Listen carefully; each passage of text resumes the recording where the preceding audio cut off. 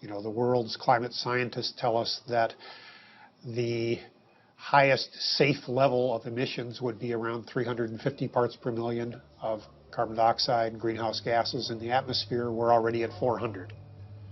They tell us that the sort of safest we could hope to do without having perilous implications as far as drought, famine, human conflict, major species extinction would be about a 2 degrees Celsius increase in temperature.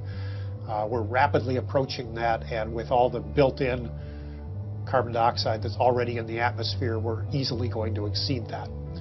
So on our watch, we are facing the next major extinction of species on the Earth that we haven't seen since the time of the dinosaurs disappearing.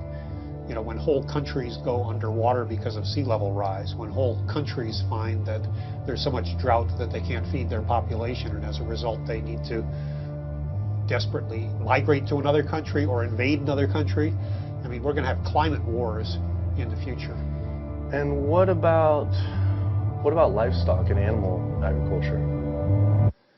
Well, what about it? I mean,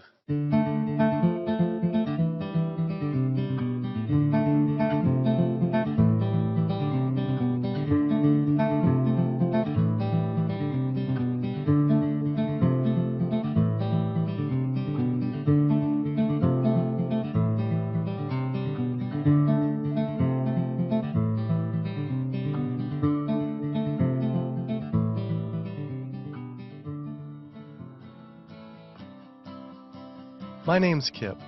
This is me. I had a cliche U.S. American childhood. My mom was a teacher, my dad was in the military, and I have one sister. I played all the sports growing up, but I always loved the outdoors and camping. Life was simple, not a care in the world. And then this guy showed up. Like so many of us, I saw his film An Inconvenient Truth about the impacts of global warming, and it scared the emojis out of me. In Al Gore's film, he describes how our Earth is in peril. Climate change stands to affect all life on this planet.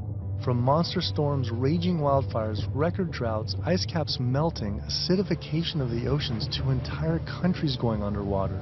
That could all be caused by humans' demands on the Earth. With scientists warning unless we take drastic measures to correct our environmental footprint, our time on this planet may be limited to only 50 more years. I wanted to do everything I could to help.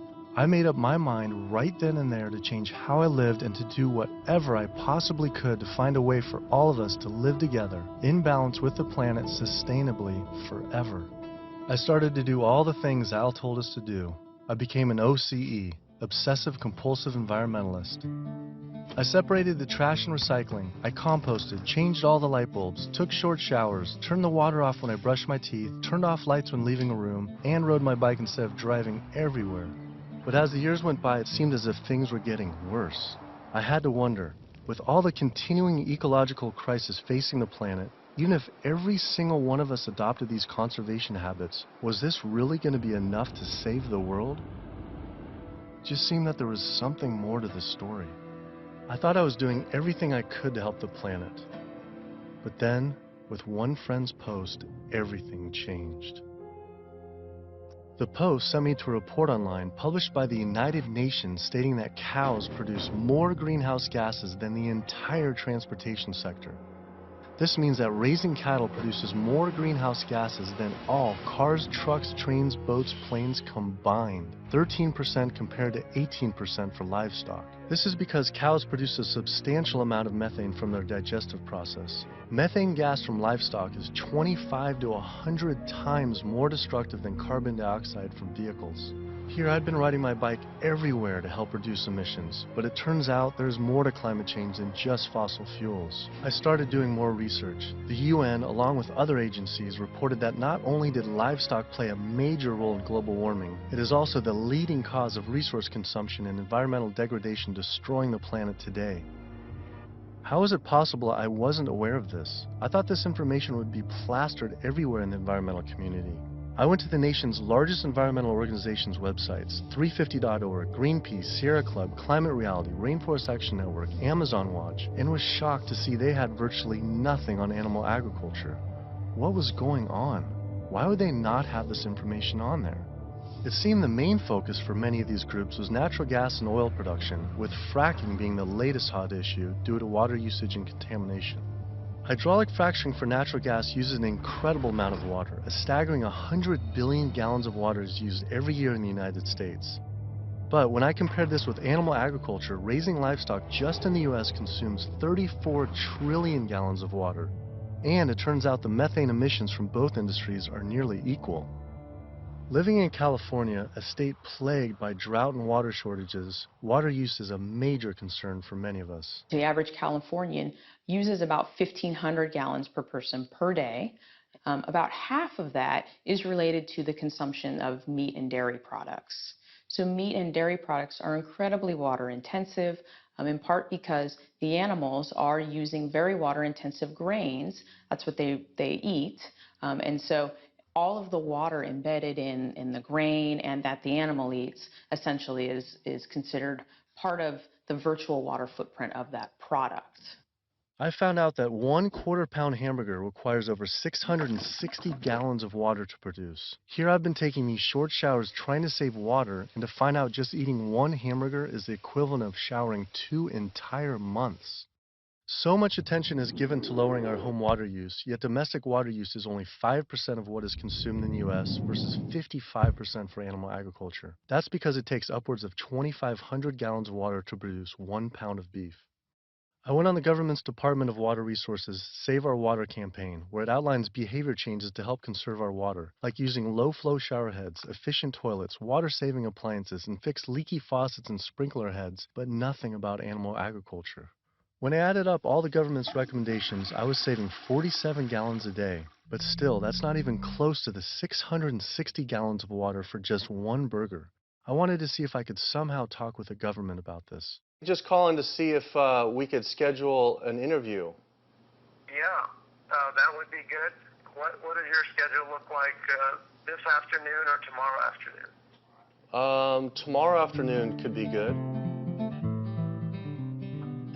For the urban environment, there are a lot of things that can be done. Indoor, using low-flow shower heads, low-flow faucets, efficient toilets, efficient water-using appliances. All those are really good areas that can help quite a lot. But the biggest water savings is from outdoors. We have to be mindful of the way we use water. We have to use it as efficiently as possible. We have to protect its quality, and we have to be good stewards of the environment that depend on water. And checking the sprinklers. A lot of time we get a lot of leaks and broken sprinklers and things like that wastes water. And those are the areas that there's a lot of room for conservation. It kept on coming up. A lot was of animal agriculture. Can you comment on that at all, about how much that plays a role in water consumption and pollution?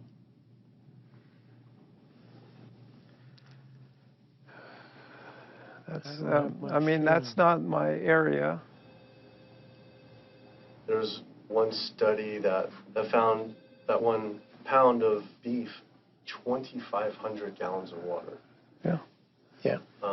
Eggs is 477 gallons of water, and cheese almost 900 gallons. I mean, I guess it's one simple, why isn't it on Save Our Water? Just, it's kind of like if you went to someone's house and my neighbor has a faucet, you know, dripping, and then you see this giant hose turn full blast until 660 gallons of water are shooting out into the street, flooding the entire street.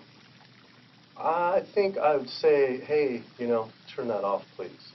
It seems like it's a huge thing that we could be doing by far more than anything else. Just like, if that is really the case. I think that the water footprint of animal husbandry is greater than other activities. There's no ifs, and, or buts about it. That would be really powerful, just rather than waiting till we're in a drought. You know, what do you think about just starting now, and whoever's in charge of the Save Our Water, hey, let's start encouraging people to eat less meat now, because these studies are coming out. I don't think that'll happen. Why? I don't think that'll happen. Why? Because of the way government is set up here.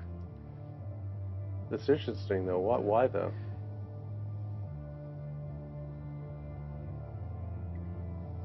One is water management, and the other one is behavior change. Behavior of taking showers and not watering your lawn and doing all that, that's behavior. Yeah.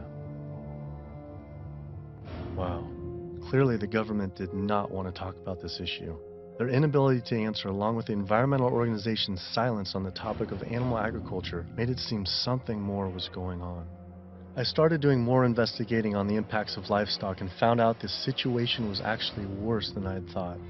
In 2009, 2 advisors from the World Bank released an analysis on human-induced greenhouse gases, finding that animal agriculture was responsible not for 18%, as the UN stated, but was actually 51% of all greenhouse gases. 51%. Yet all we hear about is burning fossil fuels. This devastating figure is due to clear-cutting rainforests for grazing, respiration, and all the waste animals produce. This makes animal agriculture the #1 contributor to human-caused climate change.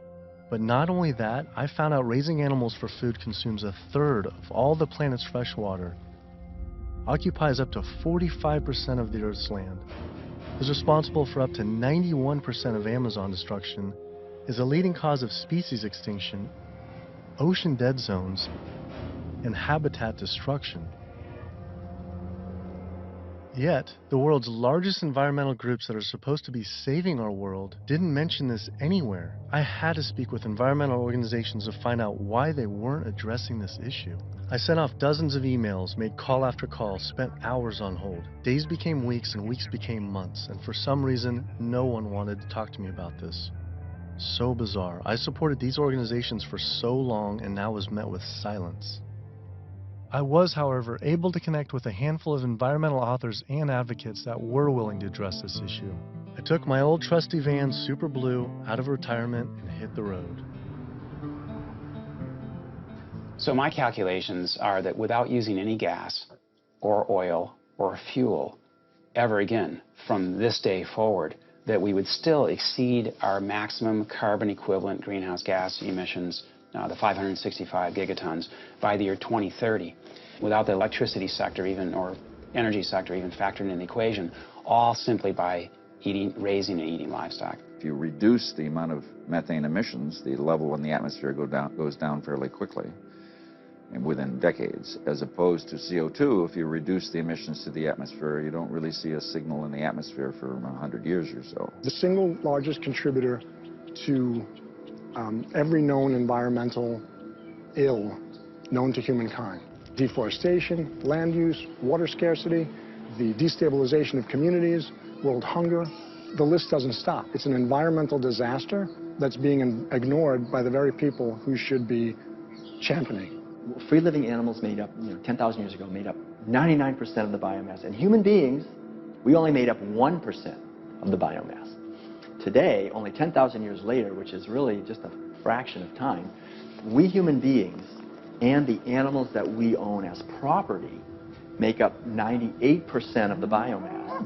And wild, free-living animals make up only 2%.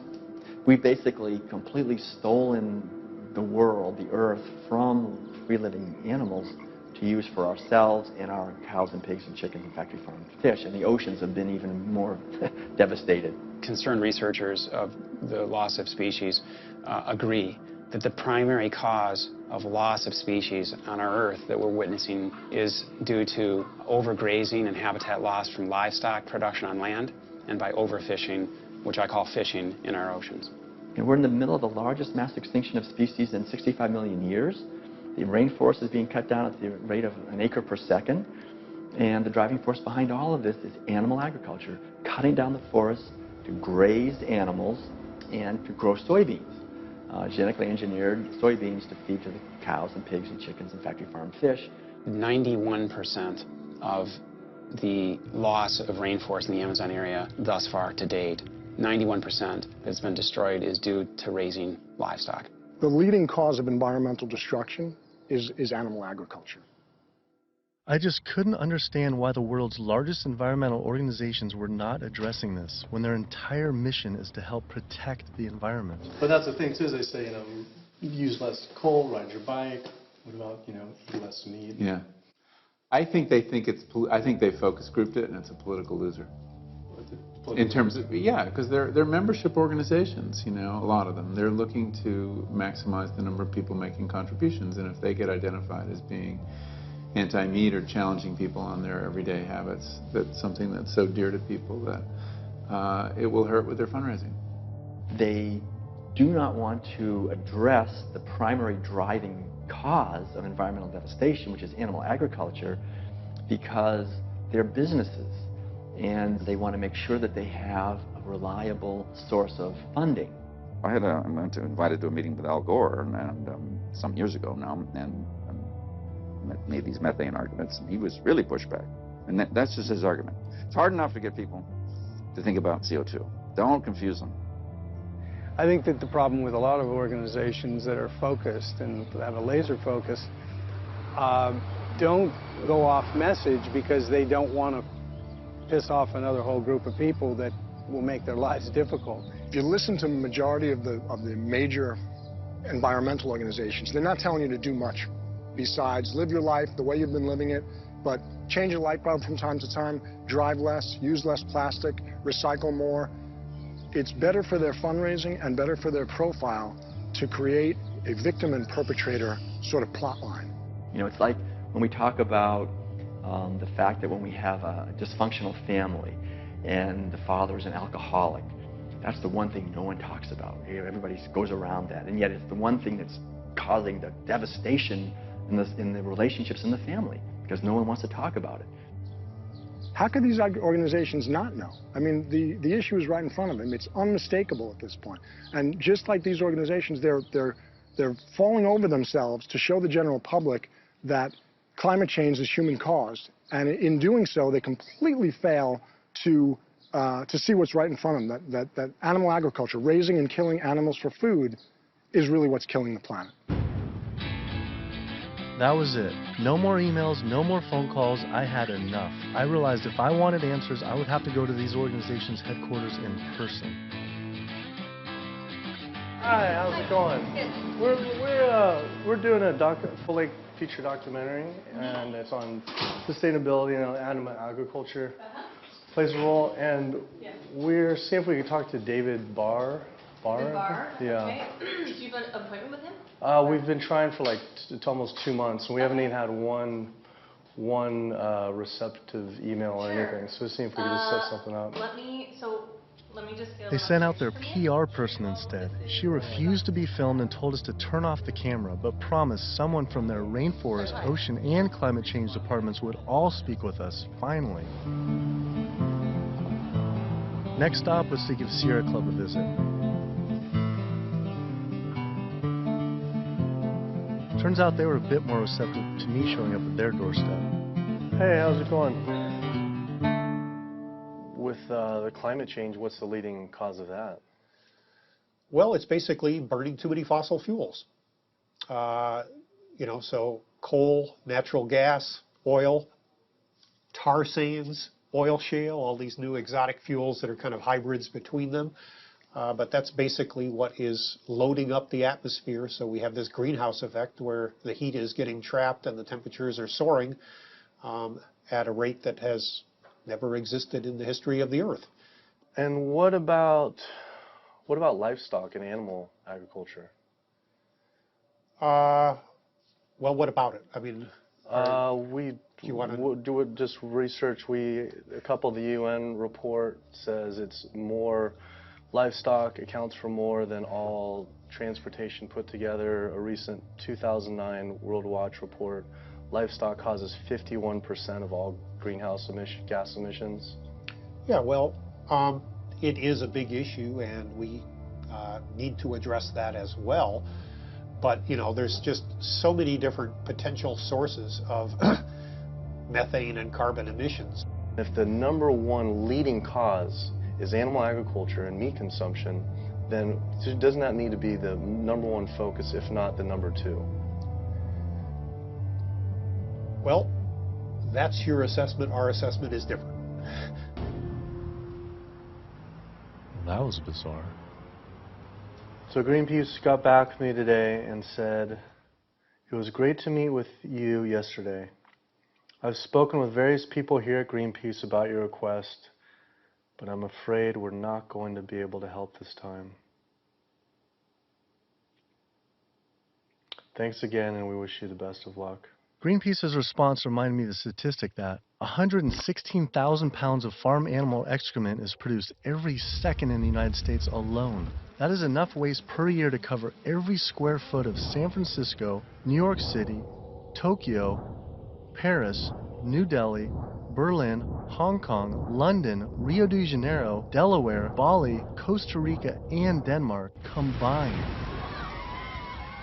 Livestock operations on land has caused created more than 500 nitrogen-flooded dead zones around the world in our oceans, comprise more than 95,000 square miles of areas completely devoid of life. So any meaningful discussion about the state of our oceans has to always begin by frank discussions about land-based animal agriculture, which is not what our conservation groups, Oceana being the largest one in the world right now, the most influential, as well as others, that's not what is at the apex of their discussions.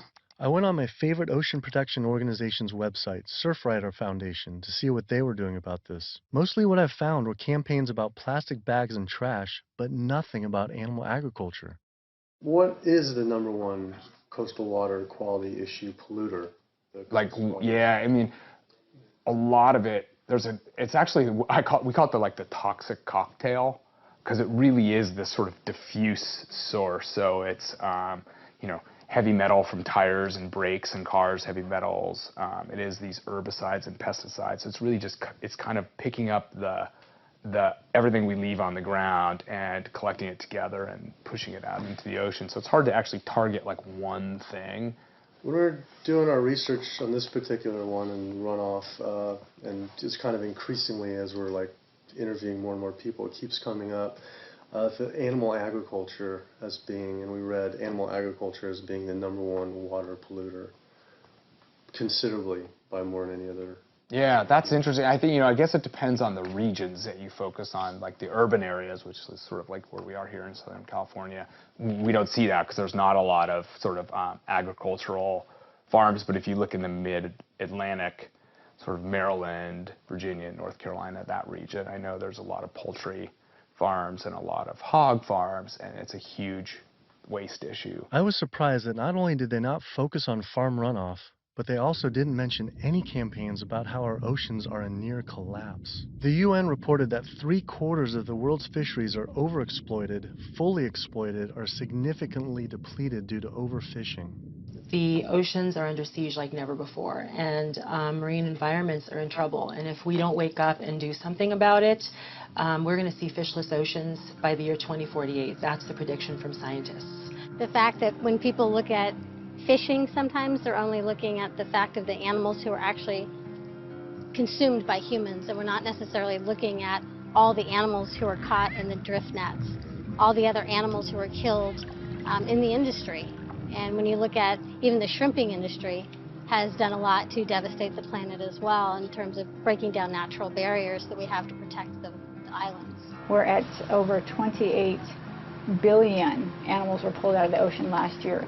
They're not ever given a chance to recover. They can't recover. They don't multiply that quickly. They don't, they don't come back. We're not giving them an opportunity. The oceans are in complete collapse. The large fish species are nearing extinction. The way fishing is done today to feed the demand for 90 million tons of fish is primarily through massive fish nets. For every single pound of fish caught, there's up to 5 pounds of untargeted species trapped, such as dolphins, whales, sea turtles, and sharks, known as bykill. If we were to imagine this same sort of practice happening on the African savanna, targeting gazelle, but in the process scooping up every single lion, giraffe, ostrich, and elephant, nobody would stand for it. Yet, this is what is happening in our oceans every single day. Between 40 and 50 million sharks each year are killed in fishing lines and fishing nets as bykill. Then their fins might be cut off or not cut off, but they're caught initially as bykill, and it's from fishing. It's from fishing in a sustainable manner, in many cases, for fish that are labeled sustainable by, for instance, Oceana and these sustainable certified organizations. So my thought is that why would we want to stop at banning shark fin soup if you're concerned about sharks, which all these organizations are, and most of the public at large is now. If we really are concerned about sharks, we would ban fishing. I went on the world's largest ocean conservation group's website, Oceana, to see what they were doing about this. On their site, along with a TED Talk by CEO Andy Sharpless, I was astounded to read they actually recommend that one of the best ways to help fish is to eat fish. With the world's fish population in near collapse, this seems like saying the best way to help endangered pandas is to eat pandas. I couldn't understand how Oceana could say we could remove close to 100 million tons of fish per year, and that could somehow be sustainable and good for our oceans. Many of the species that are nearing extinction have done so, are being ravaged and becoming nearly extinct in a declining fashion and haven't recovered on the watch of Oceana and on the watch of Marine Stewardship Council, and very much on the watch of Monterey Bay Aquarium Seafood Watch, which I mentioned in one of my lectures. That's they're aptly named because that's what they're doing. They're sort of watching this happen instead of aggressively halting it.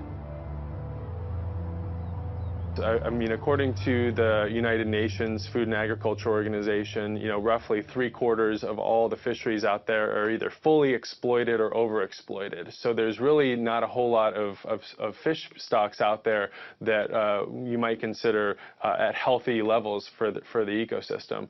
Watching Andy's TED Talk about feeding the world, in 1988 fish catch, as you mentioned, peaked at 85 million tons. How is it possible that we can sustainably catch 100 million tons by 2050, regardless if it's in a farm or if it's in the ocean? If for every pound of fish you're taking out, you're essentially taking out 5 pounds of wild fish, no matter whether it's a pond or it's in the ocean. How can that be sustainable?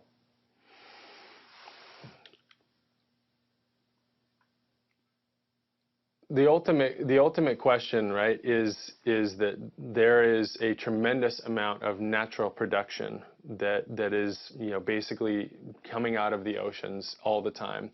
So we have a massive amount of upwelling from our ocean conveyor belt that's bringing up ancient 1,000-year-old nutrients, and our ecosystems are turning that into fish. Yes, they're eating each other, and you're losing some of that production every step up in the food chain, but you get more every year. You can fish and take some out, and next year there will be more. And if we do that right without ultimately hitting the fundamental driver, it's sort of like living off the interest, right? As long as you don't bring your principal down, right, if you're investing in something, as long as you're not hitting into that principal and your principal remains high, you could potentially live off the interest forever. And that's the basic idea with fish. With our population right now, what we're doing is if it's 75% depleted, the fishery is now depleted. And it's a good analogy with money. We're not living off our interest. We're in extreme debt. And if our population who's trying to live as a family on the same amount of money, and it's increasing 35% to 9 billion people. Right. Isn't it just, hey, we got to stop spending money? Yeah. We need to stop eating fish. Well, if you could bring the principle back. Fishing of any type is depleting not only the species, but you get into this serial depletion where one fish species will be minimized and the fishing industry for that fishery will move on to the next species. And it's called serial depletion, aptly named.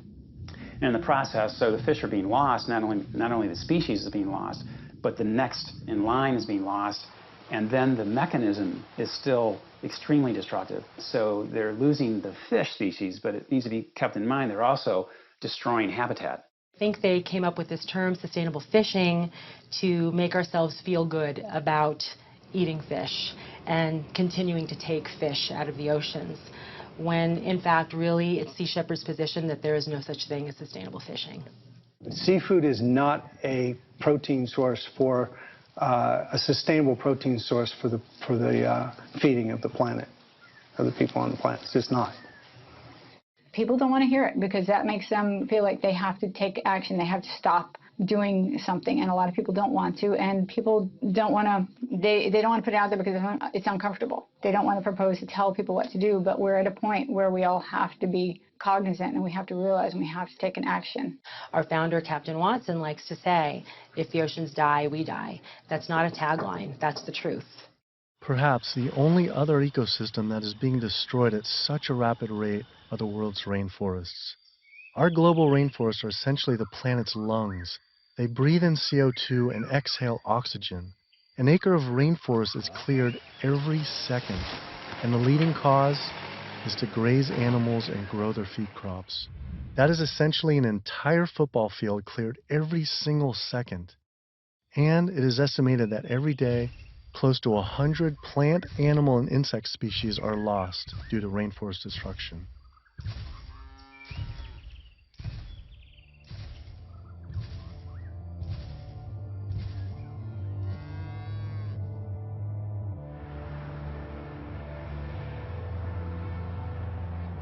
What is the leading cause, absolute leading cause of rainforest destruction?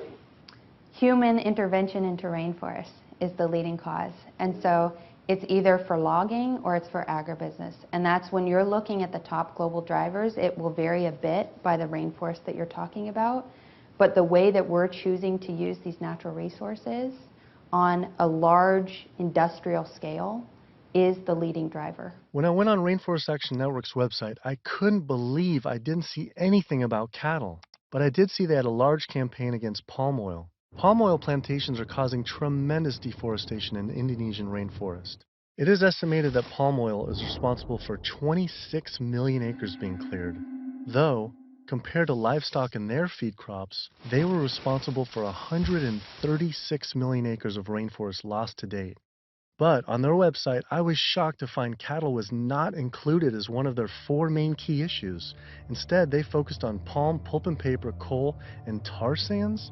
How could they not have the leading cause of rainforest destruction? I had to wonder, why focus on fossil fuels and not cattle? Is it more fossil fuels or is it more animal agriculture? I don't know why we would ever do a one or the other. I'm just wondering, what more is it? I don't necessarily know what it is. Could the executive director of one of the world's largest rainforest protection groups honestly not know what was going on? Or even worse, were they hiding it on purpose? And if so, why? I immediately went to Amazon Watch to see if they would say what the leading cause of rainforest destruction truly is. The most biologically and culturally diverse place on the planet is under massive attack right now. The Amazon rainforest itself could be gone in the matter of the next 10 years. What is the leading cause of rainforest destruction? The leading cause of rainforest destruction, I would say, well, just to put it into the context of what Amazon Watch works on, you know, there's many drivers of deforestation, as we call them. Many different reasons and ways that rainforests are destroyed. The ones that cause the most damage and are the most widespread are mega projects. such as oil and gas pipelines, such as mining projects, such as mega dam projects. We're not talking about... I felt like I was going in circles with all these groups, as if I were stuck in some strange cowspiracy twilight zone where no one could talk about cows. I couldn't believe these organizations just wouldn't say what the leading cause of rainforest destruction truly is. I had to ask one more time. It's hard to say what is a leading cause of deforestation of the Amazon because they're all destructive: oil and gas, mining, dams, agriculture. But in terms of land use, in terms of the amount of land that is destroyed by when we talk about, in comparison, all those different causes of deforestation, what is causing the most trees to fall, for example, I think it would definitely be agriculture. Unfortunately, one of the biggest causes of deforestation, definitely in the Brazilian Amazon, is agribusiness, cattle grazing and soy production in particular. This is really what's going on. Mm-hmm. Why do you think that's, like, no Greenpeace or no one's Mm-hmm. really saying the whole story? The whole story about the main cause of deforestation. Yeah. And I think you brought up some really good points about why isn't anybody doing anything about this? And I think in Brazil in particular, I think when we look at what happened after the forest code was passed, and people who were standing up against the lobbyists and the interests, the special interests, the cattle industry, the agribusiness industry, what was happening to them? A lot of people who were speaking out got killed. And if you look at, say Carlos, you look at Claudio, there's people who are putting themselves out there and saying, cattle ranching, is destroying the Amazon. A lot of those people who are really putting themselves out there, and look at Dorothy Stang, the nun who lived out in Pará, who was killed. A lot of people will speak up. A lot of people just keep their mouths shut because they don't want to be the next one with a bullet to their head. Sister Dorothy Stang was a U.S.-born nun living in the heart of the Brazilian rainforest. Her life's work was to protect the Amazon. She spoke out openly against the destruction of rainforests from cattle ranching for years. Walking home one night, she was brutally gunned down at point-blank range by a hired gun from the cattle industry.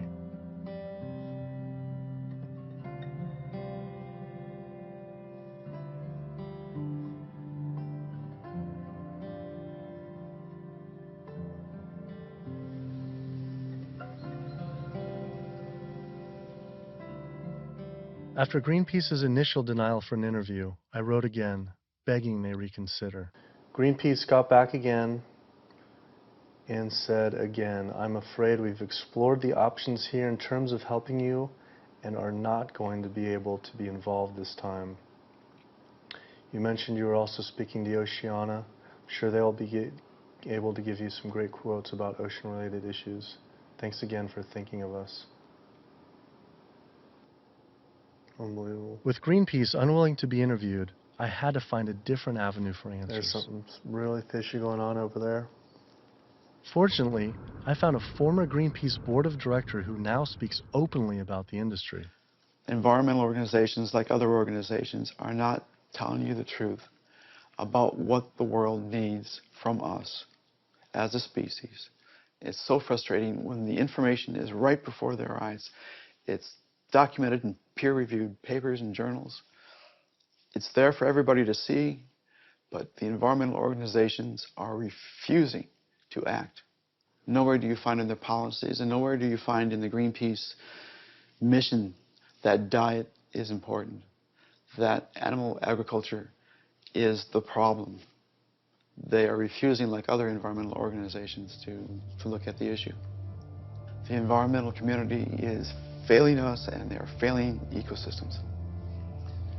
And it's so frustrating to see them do this. NRDC, the Earth's best defense. All right, so here they actually do have a few things on animal agriculture. leading cause of environmental degradation is too much pollution and too many engines churning too fast in too many places around the globe. Lately, in 2009, a World Watch report that livestock causes 51% of greenhouse gas emissions, and transportation is around 13%, and then the low end, the UN was around 18 to 30, which is more than all transportation, all put together. Internationally or nationally? Yeah, I think energy production and transportation are still major sources. So I think I guess I'm not going to comment on that because I'm not familiar with those numbers. So it's don't quote me on this, but that's cow farts. That's what I think what that is. I think that's cow farts.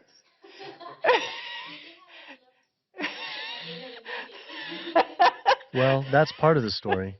Methane production from cows and other livestock's flatulence is a major contributor, but mostly it is due to deforestation and the waste they produce, which is 130 times more waste than the entire human population, virtually all without the benefit of any waste treatment.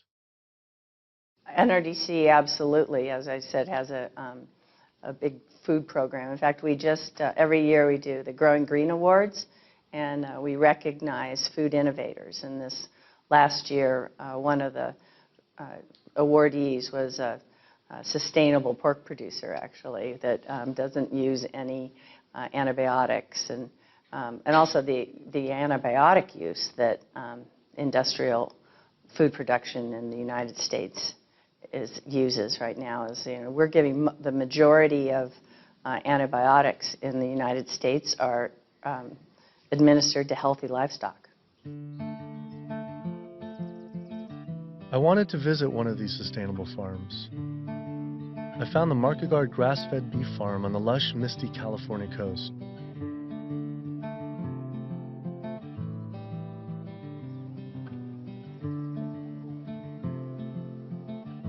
I met Eric and Donica Markegard and their 4 children. Leah and Larry are usually up at 6 and out, milking the cows, slopping the hogs.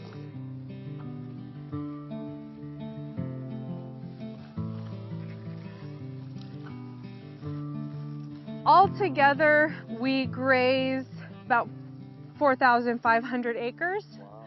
And this is our home ranch, and this is 952 acres of that. On average, it's about 1 cow or cow and a calf per every 10 acres. We would produce annually roughly 80,000 pounds of finished plate-ready meat.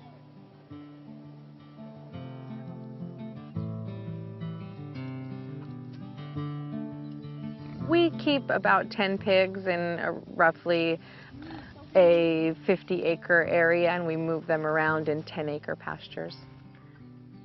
Some people think that pigs are dirty and gross, but I really like them. They know people, and they'll be friends and really nice. And they could be like your best friend, or could be like your sister. They know you when you get to know them. I mean, I shouldn't be bonding, but you have to have nice pigs. Why shouldn't you bond with them? Well, because they're going to turn into bacon. Oh. But these pigs are about 7 months old now. Wow. So these bigger ones are getting ready to be killed. Those 2 smaller ones there, they could grow up a few more months. I love animals, and that's why I'm in the meat business. It's what more of society needs to see, is that packaged piece of meat is a living animal, living and breathing creature that, yeah, it's hard. It's hard. But like what Donica said earlier, we do it because we love them. With the land use, there's anywhere between, with industrial as low as 2 to 2.5 acres per cow, all the way up to some, depending, it's not as lush as this, up to 35 acres. Yeah, we have a ranch in South Dakota that's 50 acres. 50 acres per. Yeah, it's about 50 acres, yeah. And why is that? Same thing, it was just farmed and robbed of all the nitrogen, you know, the It's land also was abused, seasonal, and right? it's also seasonal. Is it possible, and is it practical for the whole world to, say, have grass-fed cattle? In, like, say, Brazil, where, you know, 80%, supposedly 80% of the rainforest was destroyed for cattle. What are your thoughts on that? They shouldn't be eating beef. If their environment wasn't designed to raise beef, then they shouldn't be eating it. Yeah. How do you offset the carbon footprint of livestock?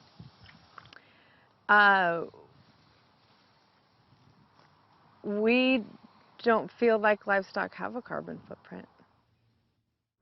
I left there feeling confused. And as far as grass-fed beef not having a carbon footprint, it actually sounded like it could make sense until I added up the numbers on land use and population. If we were to use the Markegard model of raising animals, which requires 4,500 acres producing 80,000 pounds of meat, the average American eats 209 pounds of meat per year. If that was all grass-fed beef, only 382 people could be fed on their land. That equates to 11.7 acres per person times 314 million Americans, which equals 3.7 billion acres of grazing land. Unfortunately, there are only 1.9 billion acres in the U.S.'s lower 48 states. Currently, nearly half of all United States land is already dedicated to animal agriculture. If we were to switch over to grass-fed beef, it would require clearing every square inch of the United States, up into Canada, all of Central America, and well into South America. And this is just to feed the United States' demand on meat. But that figure doesn't even take into consideration that much of that land isn't suited to graze livestock. We would have to convert all mountain ranges to grassland, clear ancient forests and national parks to grazing, and demolish every city just to make room to graze cows. Just like Brazil, the United States isn't suited to meet the demands for meat. It takes 23 months for a grass-fed animal to grow to the point, to the size and age that it's slaughtered, whereas a grain-fed takes 15 months. So that's an additional 8 months of water use, land use, feed, waste, and in terms of a carbon footprint, it's a huge difference. Turns out, due to land use, grass-fed beef is more unsustainable than even factory farming.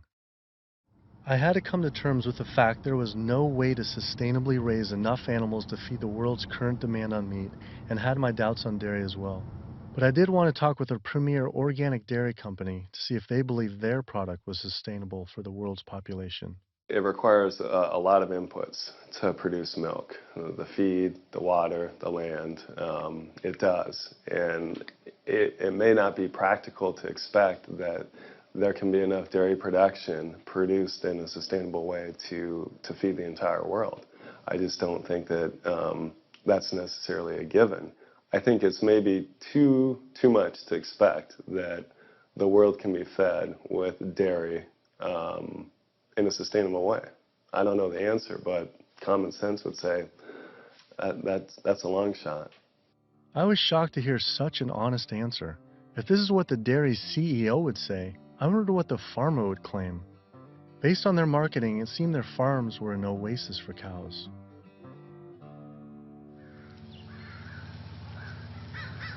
It was not what I expected.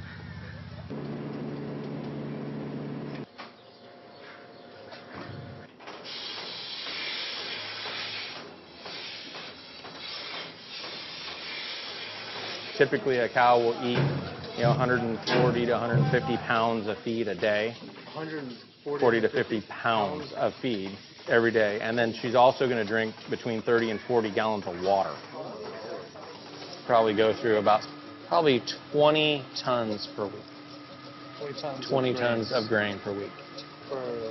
Primarily for our milking cows, so about 250 cows.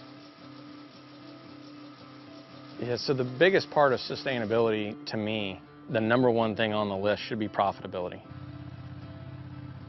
So how the process completely works from start to finish is the cow needs to have a baby in order to give milk.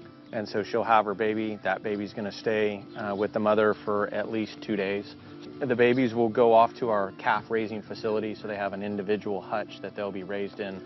Since we're a dairy, it's only the girl cows that give us milk. So the boys on typical dairies, they're sold off to beef raising facilities. But we do keep approximately half, and we raise them for 2 years and sell them as organic grass-fed beef.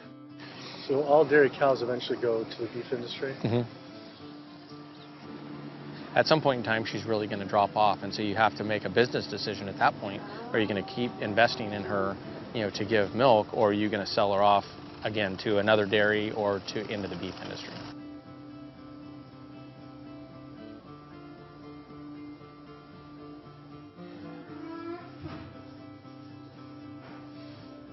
There's very few places on this planet that have this type of environment.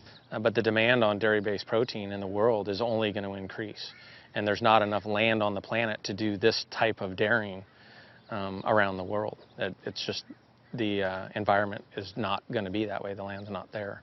So I guess on a global scale, a conclusion would be dairy is not sustainable.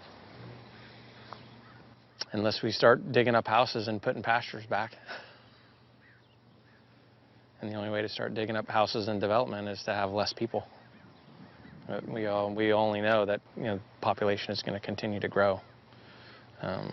So that means more commercial dairying, I'm sure. Either that or some lower demand by the people. Yeah, or some other product's going to take its place. I mean, we see there's all sorts of soy milks and almond milk and a lot of other products that are coming out, and different blends. Where you take juices and proteins, and I think you'll see a lot more of that. He was right. How could cow's milk be sustainable? For when 1 gallon of milk, it takes upwards of 1,000 gallons of water to produce. Doing research on grass-fed livestock, I kept coming across the work of Alan Savory. Almost a third of the planet's land is becoming desert, with the vast majority due to livestock grazing. Savory claims that the best way to reverse this desertification is to actually graze more animals. This reminded me of Oceana saying the best way to help fish is to eat fish. This is the same man, during the 1950s, working as a research officer for the game department of what is now Zimbabwe, came up with a theory, in spite of scientific evidence, that actually elephants were the cause of desertification there. And his solution was convincing the government to kill 40,000 elephants. Yet, after 14 years of relentless slaughter, the conditions only got worse. His theory was wrong. The culling finally ended, but not until tens of thousands of elephants and their families were killed. This is not someone I would ever take ecological advice from.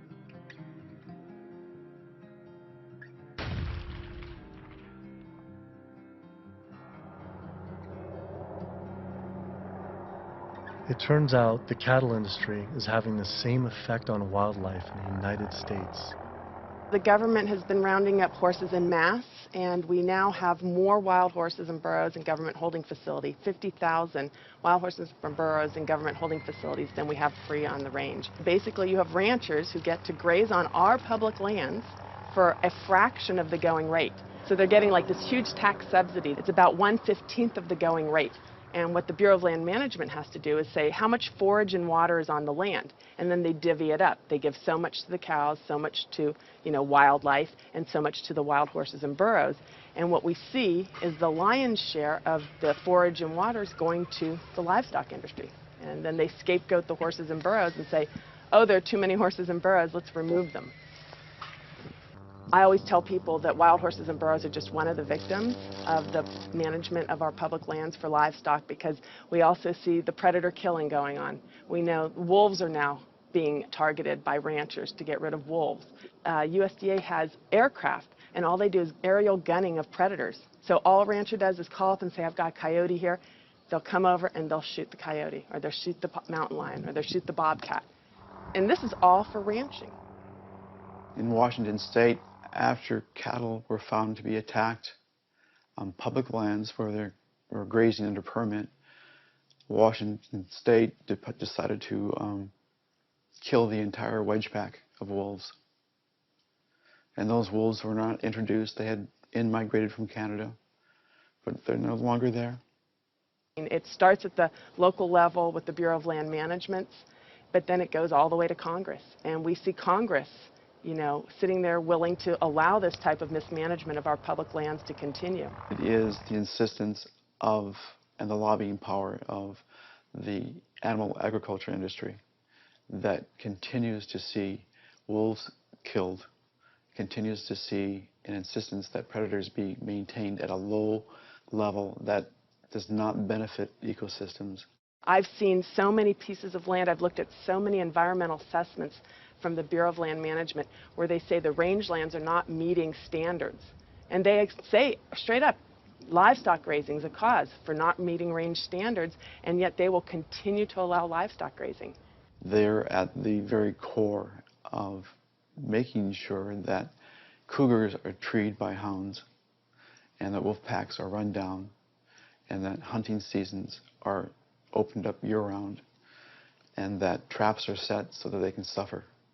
If anyone cares about wild horses and wildlife and public lands and the environment, you can't ignore the livestock, the impact, the negative impact that livestock raising is having on our public lands and the rest. I've added up the costs of animal food production that the producers don't actually bear themselves. These are the hidden costs or the externalized costs that they impose on society. And those are in categories like healthcare, environmental damage, subsidies, damage to fisheries, and even cruelty. If you take those externalized costs, which are about $414 billion, if the meat and dairy industries were required to internalize those costs, if they had to bear those costs themselves, the costs of the retail prices of meat and dairy would skyrocket. So a $5 carton of eggs would go to $13. A $4 Big Mac would go to $11. The problem with these externalized costs being imposed on society is that whether you eat meat or not, whether you're an omnivore or an herbivore, you are paying part of the costs of somebody else's consumption. So that when somebody goes into a McDonald's and buys a Big Mac for $4, there's another $7 of costs that's imposed on society. I'm paying that. You're paying that, whether you eat meat or not. When you really look at who's benefiting and who's lobbied for this system of agriculture, it's the largest food producers in the country and the largest meat producers. And once they become so large and wealthy, then they can dictate the federal policies around producing food because they have so much political power.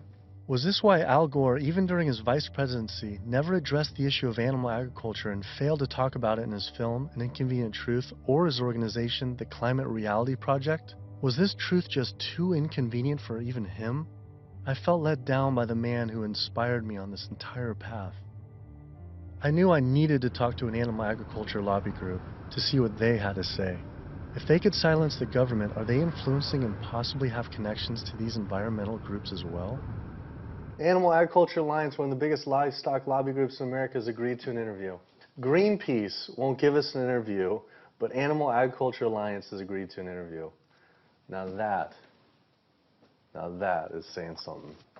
People hear the word GMOs and that's a really scary term, and again, I think agriculture has kind of struggled to explain what that means, but in reality, what we've done is to use technology to make advancements in how we raise crops and how we raise animals. We're not going to feed the world, going back to how it was 100 years ago where all the animals were, pasture fed. We didn't just move animals inside and just implement these large vertically integrated systems because of sustainability. It certainly reduces the environmental impact while improving animal well-being and food safety. So they're saying that animals like it just as much being inside, say the chickens and the cows like being just as much inside as pasture grass-fed? In a lot of cases, it's been a significant improvement in their well-being, just in terms of the amount of care they can get, individualized care. Does the meat and dairy industry ever support or donate to environmental nonprofits? I don't know that I would want to comment on that. Yeah, I don't. I don't know. I don't know that we would know what they donate to or don't donate to. Does meat and dairy industry ever support or donate to, say, Greenpeace? Again, I don't know that I would feel comfortable. Hey, sorry we didn't get back to you earlier. I have some bad news. Unfortunately, we are no longer able to fund your film project. We had a meeting, and due to the growing controversial subject matter, we have some concerns and have to pull out. Why was this subject so controversial? The first person I could think to speak with was Howard Lyman, who had been sued by cattlemen for simply speaking the truth about animal agriculture on the Oprah Winfrey Show. I was born on the largest dairy farm in the state of Montana in 1938. Grew up my entire life on a livestock farm, went to Montana State University, got a degree in agriculture, came back and started a mega agricultural endeavor where I had 10,000 acres of crop, 7,000 head of cattle, and about 30 employees. So I spent 45 years of my life in animal agriculture, and so I've been there, done that. When I was on the Oprah show, we had the food disparagement law. Now, the food disparagement law, in my opinion, was unconstitutional, but what it basically said, that it was against the law to say something you knew to be false about a perishable commodity. I didn't say anything on the Oprah show I thought to be false. I went there and told the truth. Now, it took 5 years and hundreds of thousands of dollars to end up extricating myself from the suits from the cattle industry. But if I was to go on the Oprah show today, say exactly the same thing today that I said back then, I would be guilty. And for me, when they were talking about the food disparagement law, it was the fact of whether I told the truth or not. You can go today and tell the truth, and you will be guilty, because if you cause a disruption in the profits of the animal industry, you're guilty under the Patriot Act. Do you think there should be any concern of us making this documentary? Of course. If you don't realize right now that you're putting your neck on the chopping block, you know, you better take that camera and throw it away. The animal agriculture industry is one of the most powerful industries on the planet. I think most people in this country are aware of the influence of money and industry on politics, and we really see that clearly on display with this industry in particular. Most people would be shocked to learn that animal rights and environmental activists are the #1 domestic terrorism threat, according to the FBI. And why is that? It's a difficult question to answer, why these groups are at the top of the FBI's priorities. I think a big part of it is that they, more than really any other social movements today, are directly threatening corporate profits. You know, when we try to find out how factory farms and how animal agriculture is polluting the environment, they try to claim exemptions to that information, either under national security terms or public safety, trademark issues, business. It's a business secret. We've seen all these attempts to keep people in the dark about what they're actually doing. You know, one of the largest industries on the planet with the biggest environmental impact, trying to keep us in the dark about how it's operating. Through the Freedom of Information Act, we obtained documents from the Counterterrorism Unit that show they are monitoring my lectures, media interviews like this one, my website, my book. Are we at risk filming this and showing it? You're going up against people that have massive legal resources. I mean, it's just overwhelming, the amount of money at their disposal, and you have nothing. And I think that fear is a big part of the tactic as well. Will was right. I was scared. When I learned about the activists being killed in Brazil, I was disturbed, but I felt removed. But to learn about American activists and journalists being targeted by the industry and FBI, my funding being dropped, I was genuinely worried, and it hit close to home. Was this why no one was willing to talk about the issue? I decided to take precautionary measures with all the footage I shot.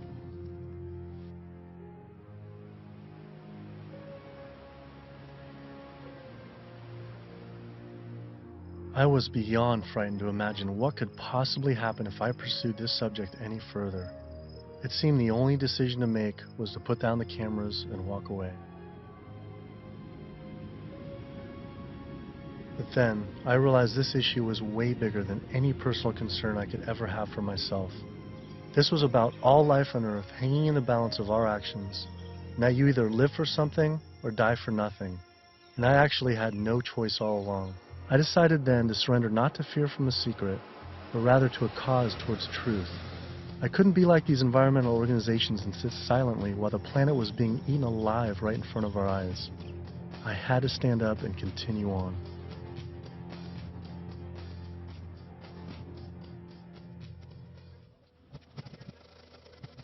Some people would say the problem isn't really animal agriculture, but actually human overpopulation. In 1812, there were 1 billion people on the planet. In 1912, there were 1.5 billion. Then, just 100 years later, our population exploded to 7 billion humans. This number is rightly given a great deal of attention, but an even more important figure when determining world population is the world's 70 billion farm animals humans raise. The human population drinks 5.2 billion gallons of water every day and eats 21 billion pounds of food. But just the world's 1.5 billion cows alone drink 45 billion gallons of water every day and eat 135 billion pounds of food. This isn't so much a human population issue, it's a human eating animals population issue. Environmental organizations not addressing this is like health organizations trying to stop lung cancer without addressing cigarette smoking. But instead of secondhand smoking, it's secondhand eating, which affects the entire planet. We're growing enough food right now in the world to feed between 12 and 15 billion people. We only have 7 billion people. We have roughly 1 billion people starving every single day. Worldwide, 50% of the grain and legumes that we're growing, we're feeding to animals. So they're eating huge amounts of grain and legumes. And in the United States, it's more like closer to 70, 80, depending on which grain it is, about 90% of the soybeans. 82% of the world's starving children live in countries where food is fed to animals in the livestock systems that are then killed and eaten by more well-off individuals in developed countries such as the US, UK, and in Europe. The fact of it is that we could feed every human being on the planet today an adequate diet if we did no more than take the feed that we are feeding to animals and actually turn it into food for humans. And so somebody trying to justify GMOs, that's like trying to give a drowning man a drink of water. You can produce, on average, 15 times more protein from plant-based sources than from meat on any given area of land, whether it's using the same type of land, whether it's a very fertile area in one area of the world or it's an area that's depleted. If we would reduce the amount of meat we're eating and dairy and eggs, we could allow all these monocropped fields of genetically engineered corn and soybeans to revert back to forest again, to be habitat for animals. You know, anytime somebody tells you that we can't grow food for humans on the land that we're growing feed for animals, this is somebody that is smoking the #1 crop out of California. The fact of it is, if you can grow corn to stuff down the throat of an animal, you can actually grow corn and feed it to a human. You encourage people to eat less meat and for the tremendous resources required and the toll on the environment. And on the animals. And on the animals. And the workers in the system. And it's a brutal system at every level. As the world population continues to grow to almost 9 billion people, do you foresee someday that we might just completely have to stop eating meat altogether? I don't know that we'll completely stop. I think that the amount of meat eaten will decline. There's no way to support 9 ounces per person per day, which is what Americans are eating now. If the Chinese alone decide they want to eat that much, and they've decided they want to eat that much, we just can't. We don't have enough world to produce the grain to generate that much meat. I think a plant-based diet is the most sustainable. But what do you recommend for 9 billion people can eat for the planet to not only sustain but to thrive? Would you throw out a number like an ounce, 1 ounce? Oh, per meat? And including dairy, like. Yeah, I don't think I don't know enough. But yeah, it would be on the order of a couple ounces a week. You know, it's not going to be the way we're eating it now. We're gorging on meat. We're eating huge amounts. And does that include cheese too? Like Yeah, 2 yeah. ounces total? Yeah, cheese and milk. 2 ounces a week. Only 2 ounces a week seemed like nothing. People could probably raise that in their own backyard. Maybe backyard farming was a sustainable solution. I have 42 ducks. I started off with 3 ducks 3 years ago, and then those burdened into a population. I buy a 75-pound bag of seed, and that seed bag will last me right now about 2 weeks. The ducks now that we're going to be culling are about 2 years old. When you're living with them, they get used to you. You know, they're not intimidated or whatever, and so they make all their vocal sounds like natural. Go down. Easy, easy, easy, easy. Okay. Now we're going to keep you. Run. These 2 go first. Being smart-wise, compared to a chicken, they're probably the same.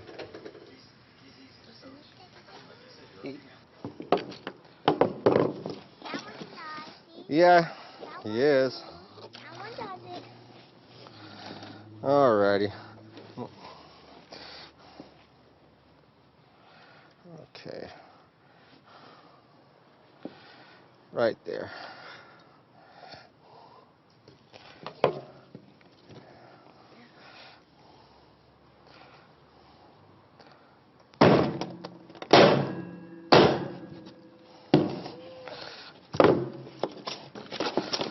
That's going to be a little gruesome.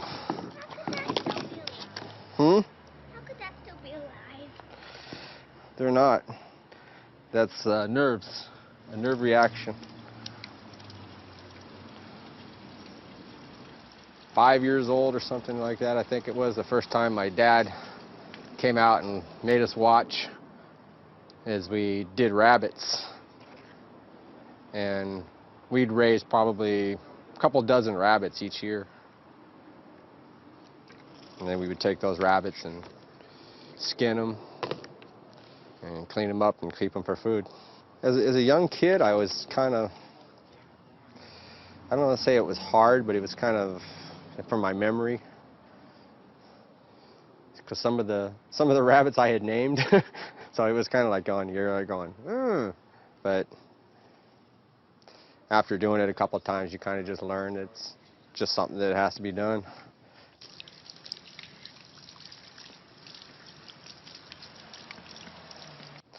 Not the fingers. I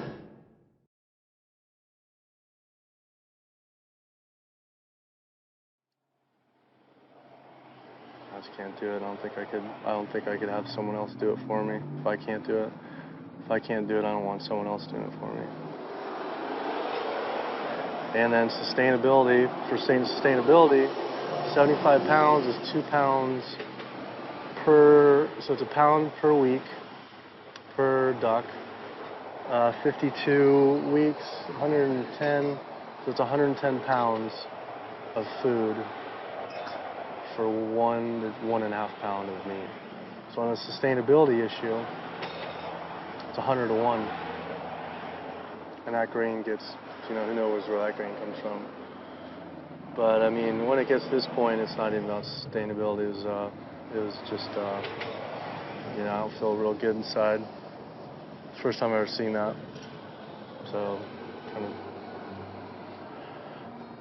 yeah.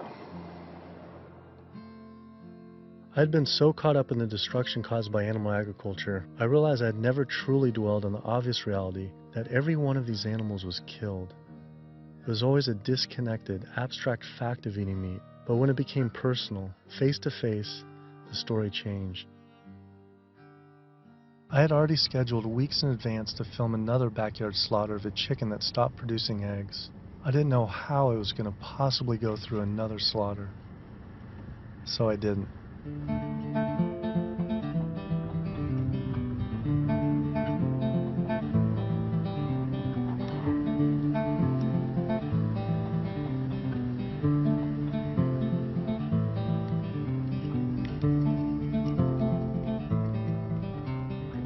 Animal Place is a farm animal sanctuary in Northern California that focuses on rescuing animals from the animal agriculture industry. A lot of people don't realize that meat breed chickens, like this guy behind us, they're generally slaughtered at about 42 days old, whereas chickens that are bred for egg production are killed when their productivity starts to decrease, when they start laying less eggs. And that generally happens about 18 months to 20 months. It doesn't matter if you buy caged eggs, eggs from hens on cage-free farms or free-range farms or pasture-based farms. Hi, Carol. It doesn't matter. It turns out there's a successful movement of sustainable animal alternative food producers based right here in California, funded by big names like Bill Gates and Biz Stone. When you imagine all those egg-laying hens eating all that soy and all that corn, you have an energy conversion ratio at about 38:1.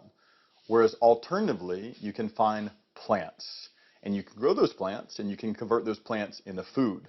And the energy conversion ratio for the plants that we're using to replace the eggs is about 2:1, compared to 38:1 for eggs. So our explicit goal is to have the maximum amount of impact by creating this new model that makes the global egg industry entirely obsolete. We're making the Omega products and proving that we can make better tasting food that's great for you, and it takes 1/20th of the land and resources that dairy do. If I could tell you that you could have the fiber structure of meat, the satiating bite of meat, the protein, and all the nutritional benefits of meat without actually having animal protein itself. And by doing that, you could address climate change. You could address the human health epidemics that we're seeing. You could address animal welfare, and you could address natural resource conservation. Would you make the change? But what if people just ate less animal products, like going meatless on Mondays? When you go meatless on Monday, if you ascribe to that campaign, you're essentially contributing to climate change, pollution, depletion of our planet's resources, and your own health then on only 6 days of the week instead of 7. You're creating a false justification, clearly a false sense of justification for what you're doing on those other 6 days of the week. So in other words, we really shouldn't be resting on our laurels of what you do right only 1/7 of the time. You can't be an environmentalist and eat animal products, period. Kid yourself if you want. If you want to feed your addiction, so be it. But don't call yourself an environmentalist. I knew I had to stop eating all animal products. I wanted to help the planet be sustainable, but I needed to sustain myself. I had doubts about being healthy and not eating meat, dairy, and eggs. All I knew was a standard American diet I grew up on. Is it even possible to be a healthy vegetarian or vegan? Is it possible to be a healthy vegetarian or vegan? I became vegan for, 32 years ago now, and I run several miles every day. I go biking 40, 50 miles through the countryside. I work long hours. I feel great. It's nice waking up in a light, trim body every day. And so many of my vegan friends and patients, are just, they're thriving since their transition to a vegan diet. So yes, and I've seen vegan moms go through healthy vegan pregnancies and deliver healthy vegan children and raise them into tall, full-size, intelligent vegan adults. And yes, certainly all the nutrients are there in the plant kingdom to do this. That is correct. Think anyone should be consuming dairy? I really don't. When you think about it, the purpose of cow's milk, I did most of my growing up on a dairy farm in Wisconsin. The purpose of cow's milk is to turn a 65-pound calf into a 400-pound cow as rapidly as possible. Cow's milk is baby calf growth fluid. That's what the stuff is. Everything in that white liquid, the hormones, the lipids, the proteins, the sodium, the growth factors, the IGF, every one of those is meant to blow that calf up to a great big cow, or it wouldn't be there. And whether you pour it on your cereal as a liquid, whether you clot it into yogurt, whether you eat it into cheese, whether you freeze it into ice cream, it's baby calf growth fluid. And women eat it, and it stimulates their tissues, and it gives women breast lumps. It makes the uterus get big, and they get fibroids, and they bleed, and they get hysterectomies, and they need mammograms, and gives guys man boobs. Cow's milk is the lactation secretions of a large bovine mammal who just had a baby. It's for baby calves. You know, I tell my patients, go look in the mirror. Now, do you have big ears? Do you have a tail? Are you a baby calf? If you're not, don't be eating baby calf growth fluid in any level. There's nothing in it people need. It was a relief to hear I didn't have to eat any animal products to be healthy and even thrive, but I still thought you needed animal manure to grow organic agriculture. It turns out there's an entire movement with people growing food without any animal inputs. I visited Earthworks Urban Farm in Detroit, where they are working with and growing food for the low-income community. We tend to see ourselves as individuals in a bubble, and forget that we inhabit this land and this earth with other creatures. And so we have to learn how to share more, I guess. Jaws here is working on his garden. You'll be surprised what you can do with what seems to be not a lot of space. About a 4x8. Yeah. What's your goal this year? How much do you think you can maximize that? I would push for 100 at least. 100 pounds? At least. Wow. That's amazing. So. The one full year after this was constructed, we doubled our yield to over 14,000 pounds of food. 14,000 pounds? On yeah. About how many acres? About 2.5. So as much food as we produce and we grow, or the earth helps us grow, is we also have to return those nutrients back to the soil. So we like to think of our work as being regenerative, that we're putting as much life-giving substance in the ground as we're taking out.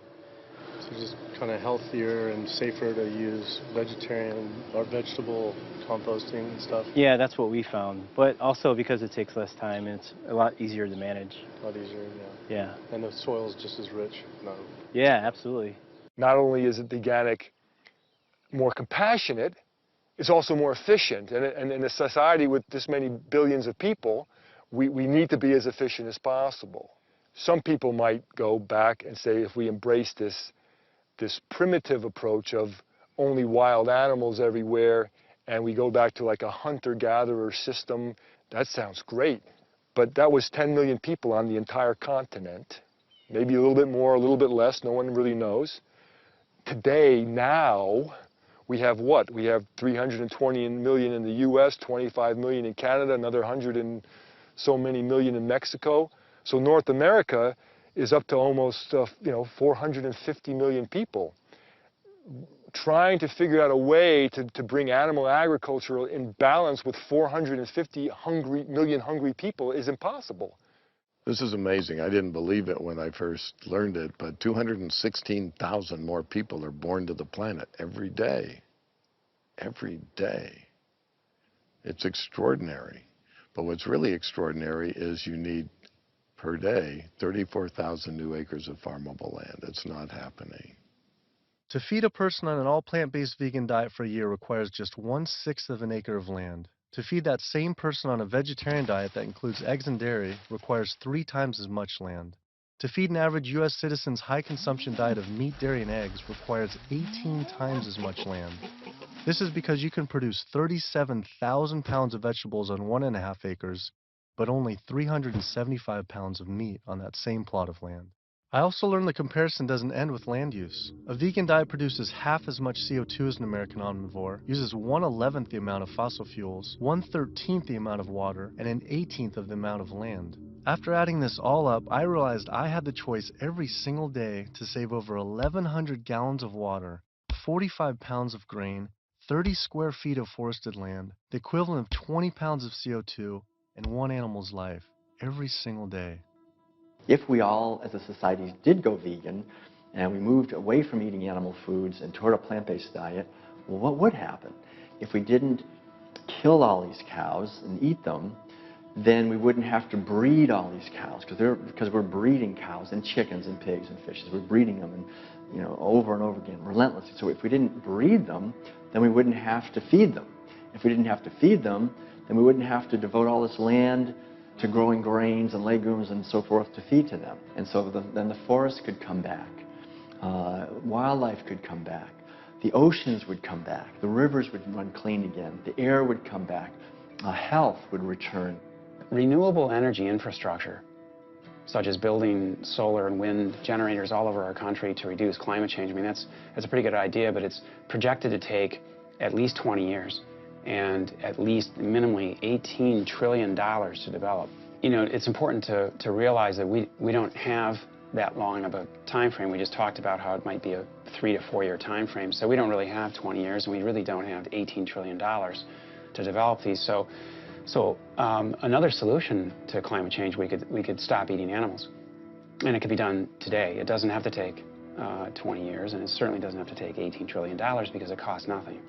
Some people say, well, let's fix CO2 and then we can worry about the methane. Well, that's the wrong, it's the other way around. It actually makes sense. Do something about methane because you get a response right away. Quietly and unmistakably, the most powerful thing that someone can do for the environment. No other lifestyle choice has a farther-reaching and more profoundly positive impact on the planet and all life on Earth than choosing to stop consuming animals and live a vegan lifestyle. Do you realize 75% of Americans consider themselves to be environmentalists? You don't think we couldn't solve this problem in a heartbeat? I'll tell you what, all we would need is for the environmentalists to live what they profess, and we'd be on a new course in the world. We will not succeed until we stop animal agriculture. And by succeed, I mean we will not save ecosystems to the extent necessary. We will not have enough food for people around the planet. We will not stop global warming. We will not stop pollution and the dead zones that run off all the fields of corn and soy that are grown to feed livestock. And we will not stop the hunting of wolves and other predators. Now, organic farming is one major positive step in the right direction, but we need to keep walking. We need to get beyond organics. We need to get to sustainability. When you take the animal out, well, you also take the greenhouse gas issue out, and you take the food safety issues out, and you take some of the other externalities related to food scarcity out. But one thing that's amazing is, I think you put our values back in. You put values like compassion and integrity and kindness, values that are natural to human beings. You put that in. You build that back into the story of our food. And I think as this begins to progress, I think it also helps people to pause before they eat that egg, before they eat that steak, before they eat that chicken nugget, and ask themselves, is that really what they want? Or do they actually want something more? I had to come to the full conclusion the only way to sustainably and ethically live on this planet with 7 billion other people is to live an entirely plant-based vegan diet. I decided instead of eating others to eat for others. At first, like these environmental groups, I was afraid of what it'd mean to change, but now I embrace it. All this talk about sustainability sounded like our planet was on some sort of life support, and I don't want her to simply survive or to sustain, but to thrive. Life today is not about sustainability, it's about thrivability. She's given so much to us for so long, it was time to give back. 108% of everything we have. It felt good. It was in alignment. And we see this movement not just about providing cheaper and inexpensive food that everyone can have, but also a spiritual move. A move towards understanding who we really are and how we can really connect to each other. Do what you can do as well as you can do it every day of your life, and you will end up dying one of the happiest individuals that ever died. We become part of a gathering momentum of other people. It's happening. This is really what's happening. This is the news. Selflessness is a nice way to be. It has all these benefits for yourself as well as the planet and other people. It's a beautiful way to live. Ecologically, it just feels better. This is about massively transforming how our society eats because it's a necessity. It's acting on what we know and acting kindly and gently on the whole planet and with other people to accomplish the goals of living better. We can do it, but we have to choose to do it. You can change the world. You must change the world.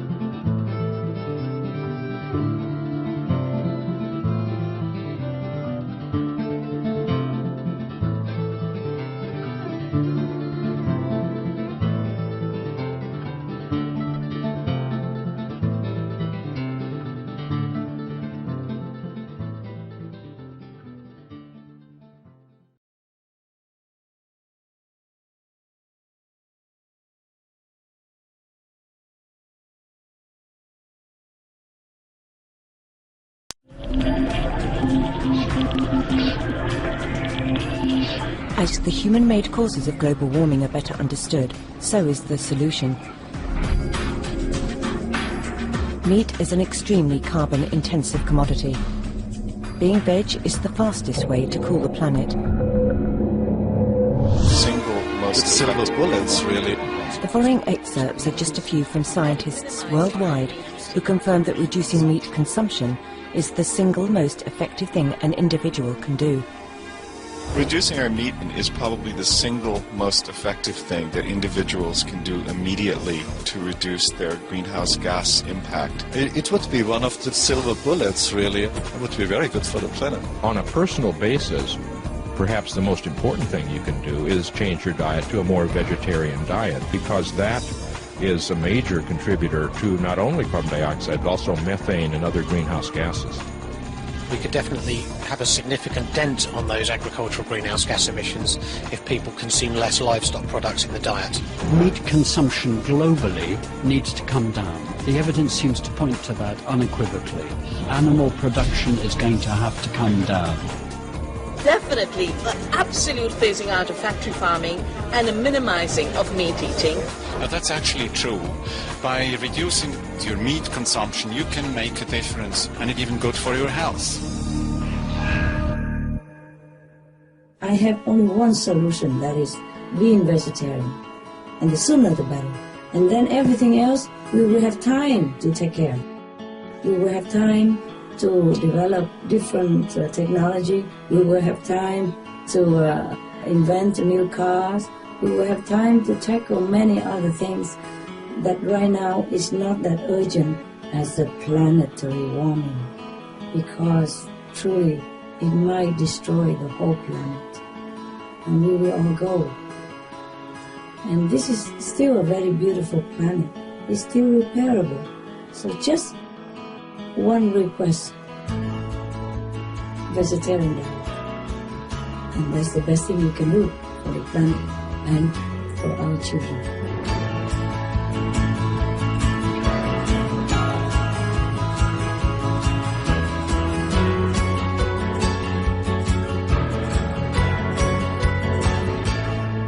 Be veg, go green, save the planet.